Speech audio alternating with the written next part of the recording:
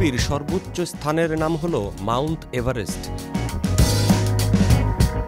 এবং সবচেয়ে গভীরতম স্থানের নাম হল প্রশান্ত মহাসাগরের মারিয়ানা ট্রেঞ্চ।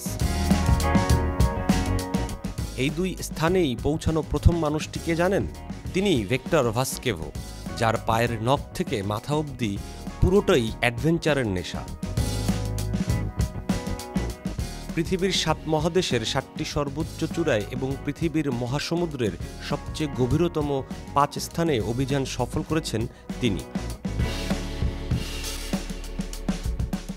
এক্স মার্কিন নেভিয়ান ভিক্টর মহাসমুদ্রের সবচেয়ে গভীরতম ৫ স্থানে যে অভিযান করেছিলেন সেখানে সলো অভিযান ছিল ২টি।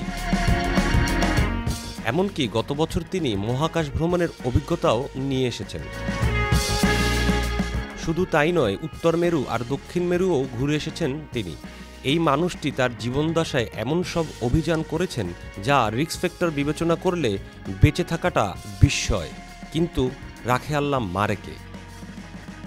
টাইটানিক সিনেমার পরিচালক জেমস ক্যামেরন ৩২ বার ডুবন্ত টাইটানিক দেখতে বারবার অতুল সমুদ্রে অভিযান করেছিলেন। টাইটানিক তো মাত্র ১২,০০০ ফুট নিচে। ভিক্টর প্রথম একা মানুষ হিসেবে পৃথিবীর গভীরতম স্থান মারিয়ানা ট্রেঞ্চের গভীরের সফল অভিযান করেছিলেন।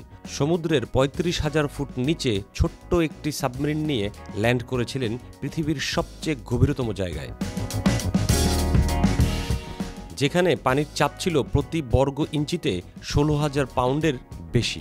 দুর্ঘটনা ঘটলে পানির প্রেসারের চ্যাপ্টা হয়ে মৃত্যুবরণ করতে হতো। তবুও অ্যাডভেঞ্চার নামক নেশাটা তাকে দমিয়ে রাখতে পারেনি। সফলভাবে বেঁচে ফিরেছিলেন তিনি।